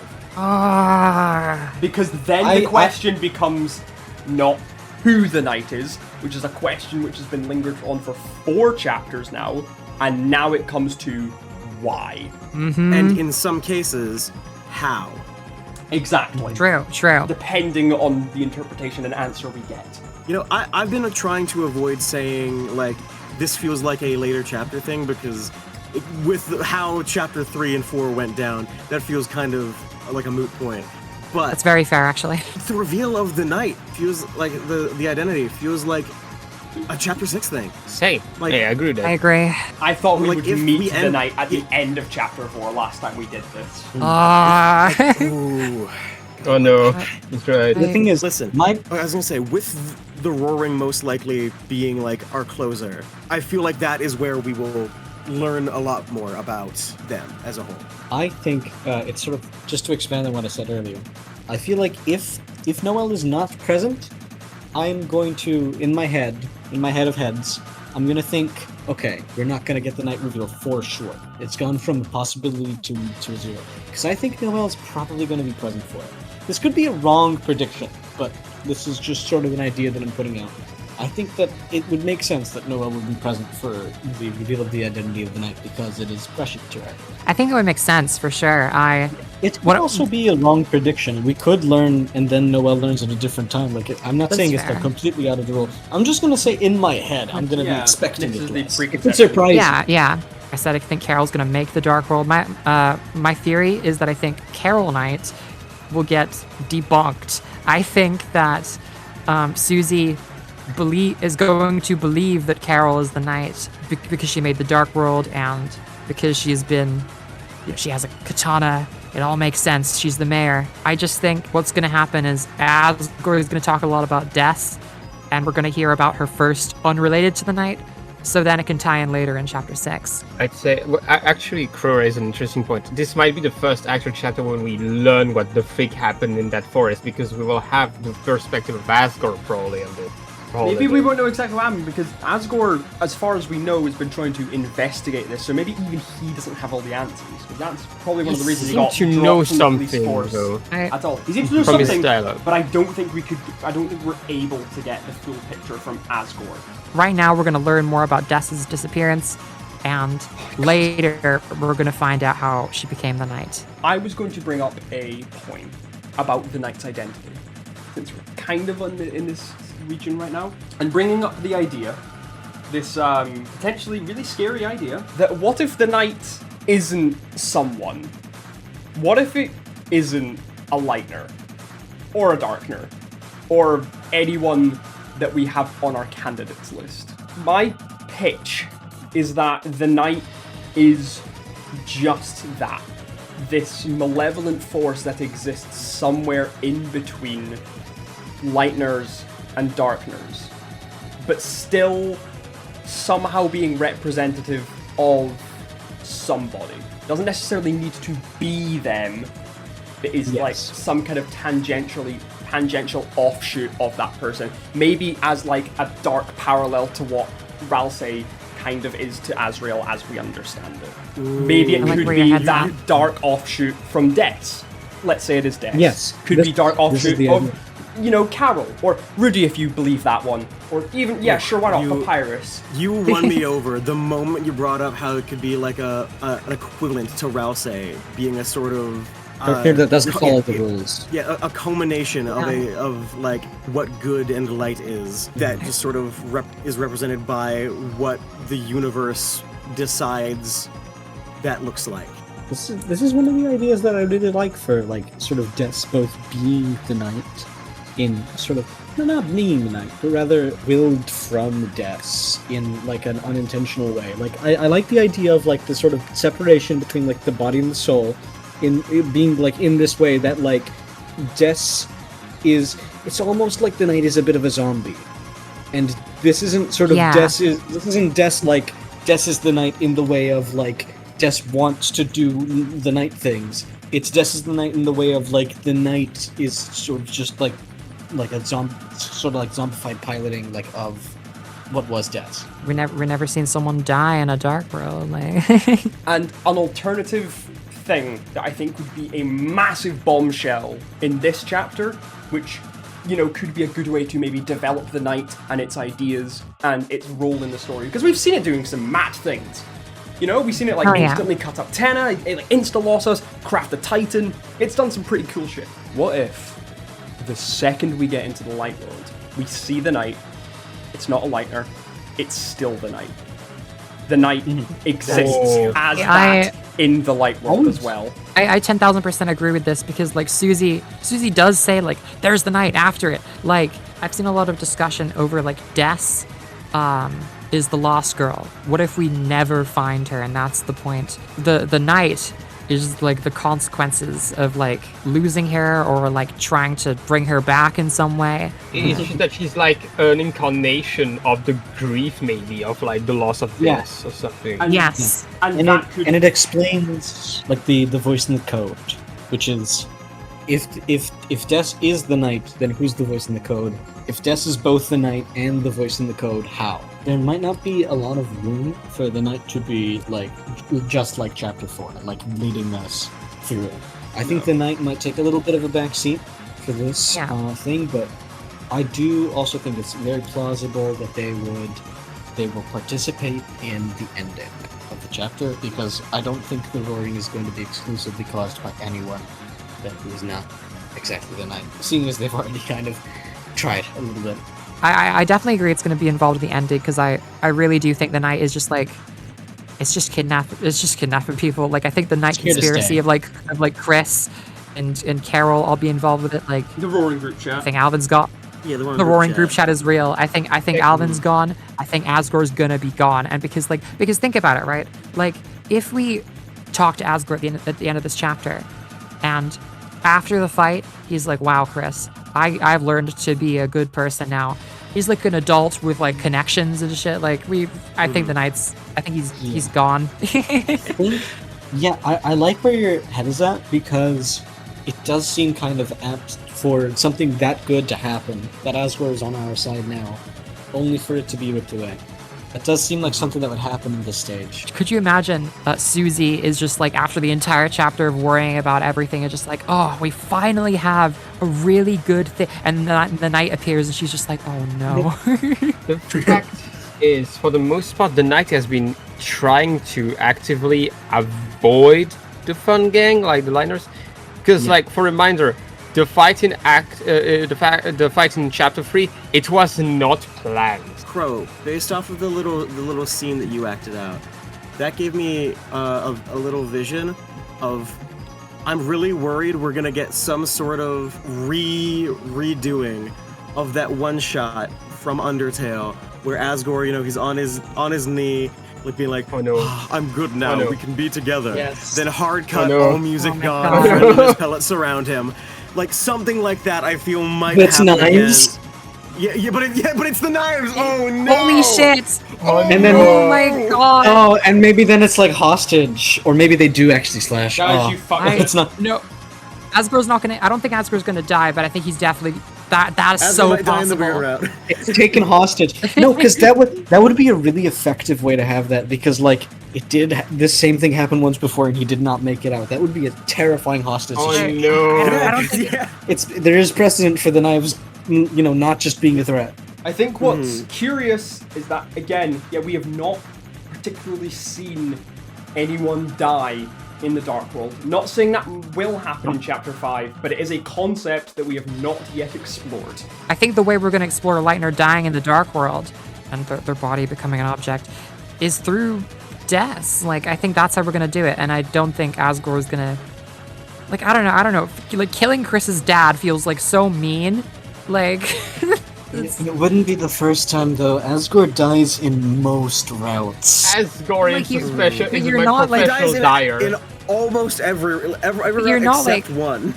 In all of those routes, Frisk is not Asgore's child. Like this is personal Yeah, this this time. is true. Yeah, this would put a damper on the Roaring group chat if they did kill Asgore. Like Chris is kinda working murdered with guy. the Knight. That would really hurt some way. vibes. We haven't talked about friends Son of a bitch. majorly. Oh We no. have not talked about Friend. I don't think I've really got anything for Friend. Friend has too many connections to every mystery in the game, where it's like it could be like just enough plausible deniability to be like, maybe they're not a part of the prophecy or the one handing out the shadow crystals or having something to do with the shelter. Like the one concrete connection we have is Gaster. Actually, there is someone else to which I can connect him. The problem is, it's Iram, Shadow, John Mental. The problem is, we know even less about this guy. This is my talk. I talked about this earlier. This is my toxic trait. Iram doesn't fucking exist. He never has. It's always been Friend. That is the one. Like I talked about this in like the Discord call earlier. I guess where maybe it's like, even Ramb. I guess maybe it's connected to Ramb because Ramb is the one who make you play those games in the first place. That makes the situation even more confusing, and I'm turning insane. Please kill me. I have a controversial opinion. Oh shit. Go ahead. Oh. I want to just like put into perspective what I see Deltarune's like main like antagonistic like forces are, or even just mysterious like forces. Like there's a lot of things that we just are really mysterious, and Friend is another one of those. And I've had this thought for a long while. Recently, I saw like a couple days ago, fucking Spooky Dude put out a video about it. I don't think Friend is a character in the way the fandom sees Friend, as like this big evil cat that's like the tail of hell and all these things. I think Friend was revealed in chapter 3 as like, you know, you see like the body and everything where like Ralsei's talking about it. I think that's what Friend looks like. No tail. I think that Friend is going to be there's going to be lots of friends. There's going to be lots of them, and I think they're going to be like Darkner enemy in chapter 7. I think they're going to be like Gaster's, like, these are going to be like the Darkners in the bunker. I don't think they're going to be a singular character. And I don't think they're going to. I think that the pink and yellow thing connecting to Spamton and everybody is just to say that they're related to Gaster, because I think Gaster's probably going to be related to pink and yellow somehow. Crow, you were the chosen one. You wait. were, but you fall into the darkness. Do you get? Wait, Yeah, what? I figured this would be a confused. controversial take. I disagree. I like I really like that interpretation.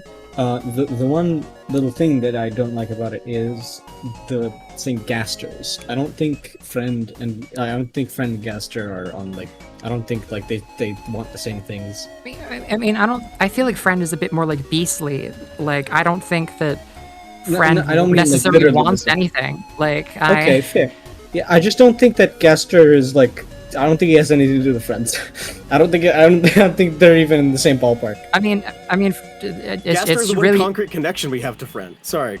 Friend is pure black, got like a big old white outline. When else have we seen this? The Knight, the Titan, and the Titan spawn.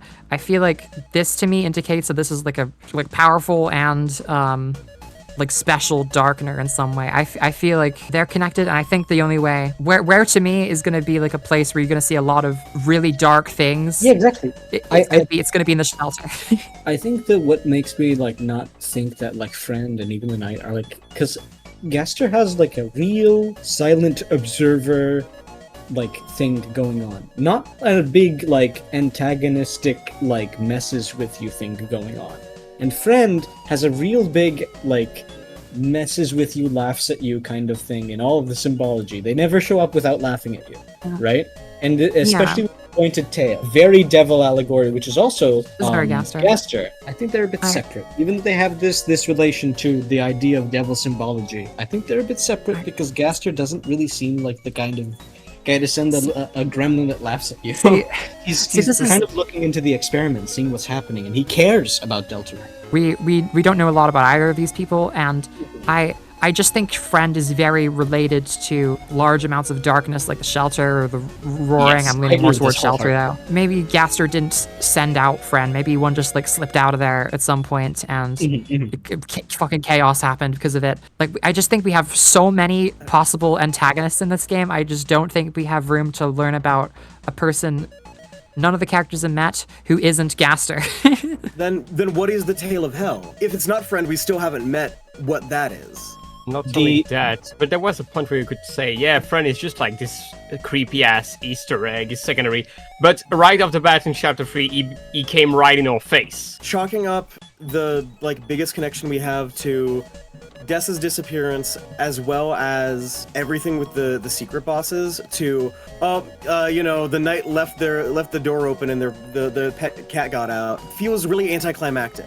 I think Friend being like this other big antagonist that we don't know anything about. This is like a story that's being written, you know? Because I don't think Gaster's a big antagonist in the first place. Gaster's looking into the world where the Knight and Friend are.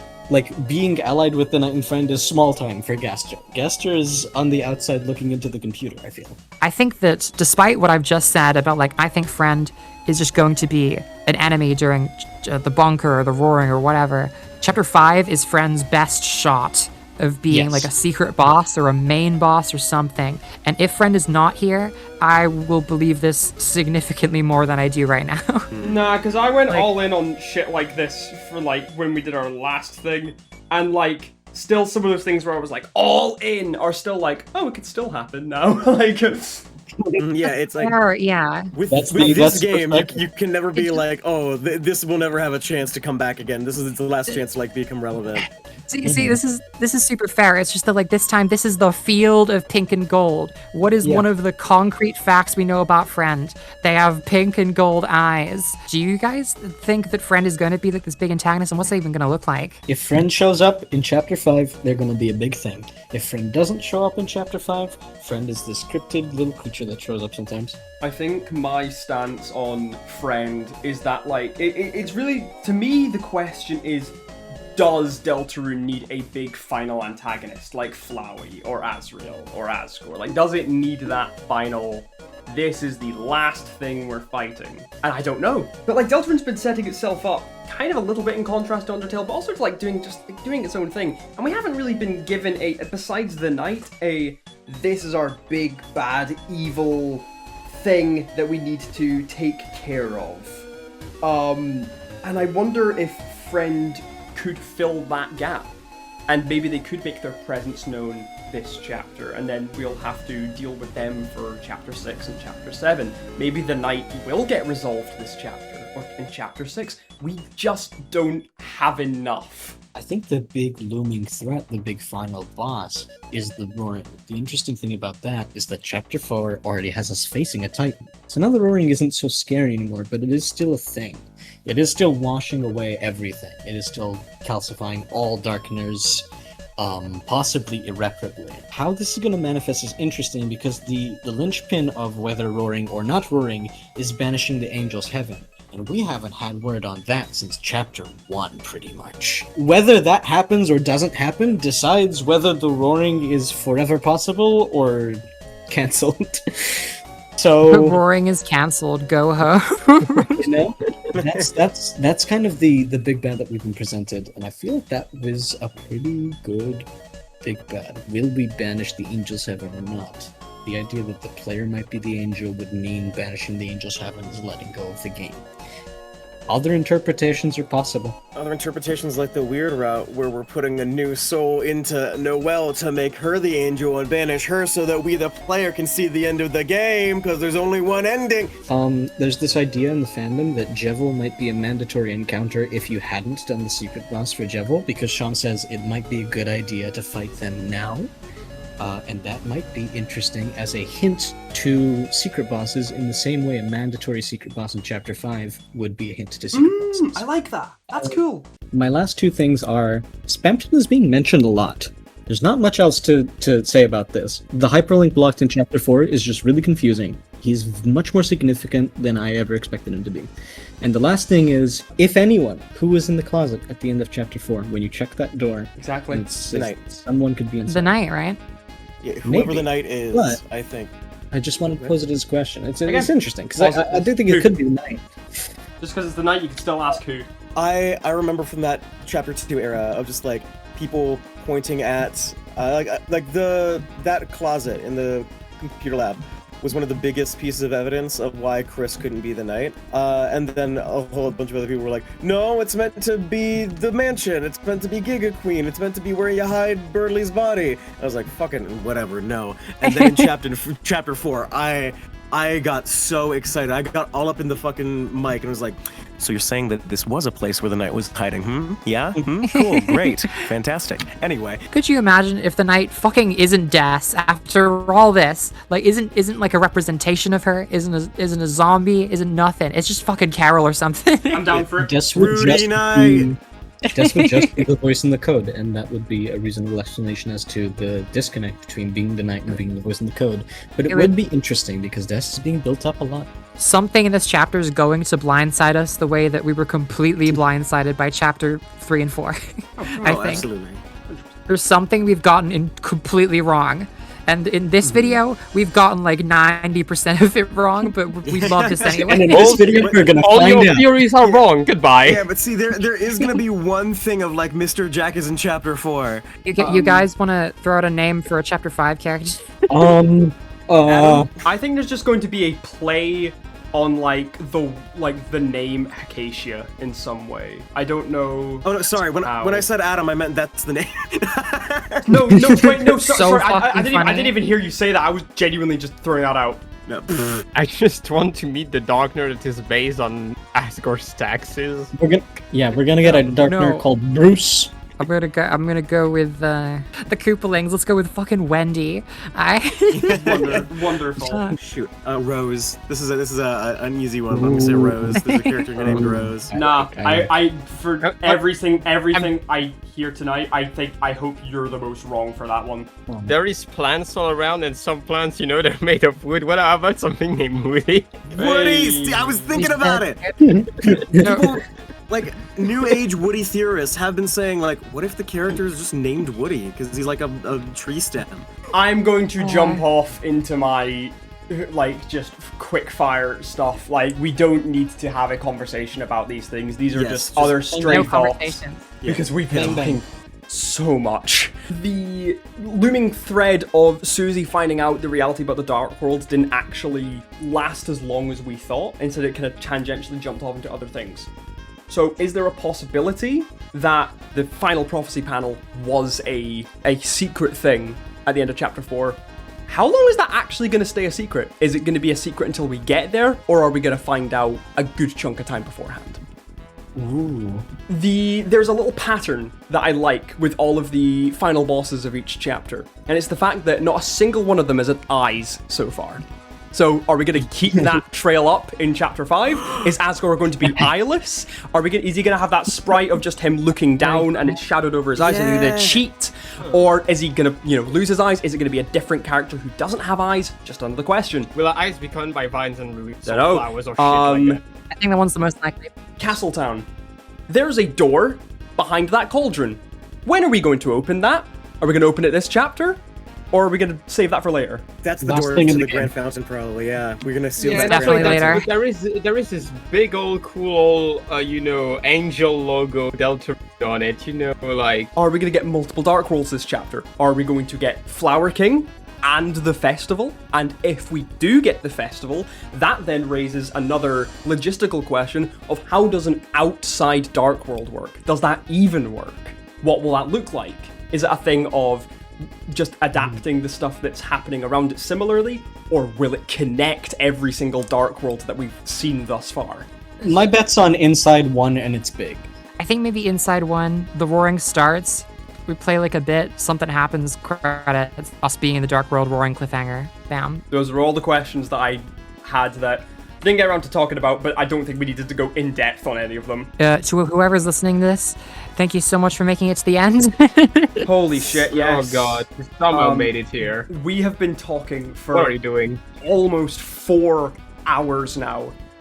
Which is crazy when last time we did this, we only got through an hour and a half of talking, and that was us trying to predict 2 chapters, not just the one that we have now. But when you think about it, that was us trying to predict 2 chapters with 2 chapters. Here we're predicting 1 chapter with 4 chapters. Exactly.